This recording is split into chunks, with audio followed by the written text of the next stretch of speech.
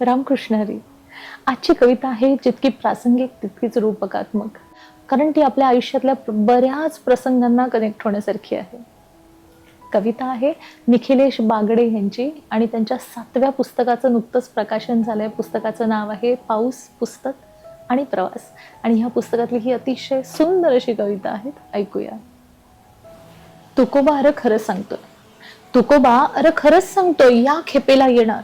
आजवर जमलं नाही पर औंदा वारी होणार. अरे संसाराचा गाडा हकत गुंतून पडलो हिथं, आणि ज्याचं त्याला वाटून देतो म्हणजे ने पाहिजे तिथं.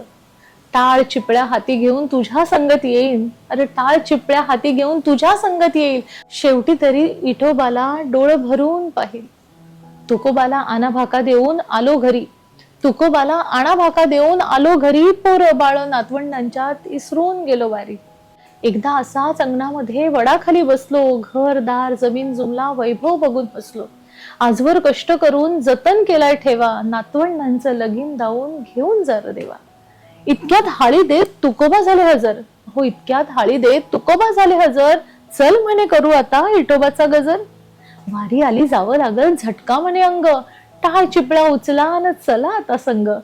मी म्हणलं तुकोबा राया कसली घाई जायची. अहो मी म्हणलं तुकोबा राया कसली घाई जायची. अहो औंदा घरी लगीन हाय, वारी नाही व्हायची. घरचा मी कारभारी, मीच कसं जायचं. आणि माझ्या बिगर नातीचं लगीन नाही व्हायचं. या खेपेला राहू द्या, अहो या खेपेला राहू द्या. इटोबा कुठं जातोय. पुढच्या वेळी तुमच्या मोहरा टाळ घेऊन येतोय. तुका म्हणे असं कसं वचन दिलंय तुम्ही. अहो तुका म्हणे असं कसं वचन दिलंय तुम्ही, आणि घेतल्याशिवाय जात नाही वारकरी आम्ही.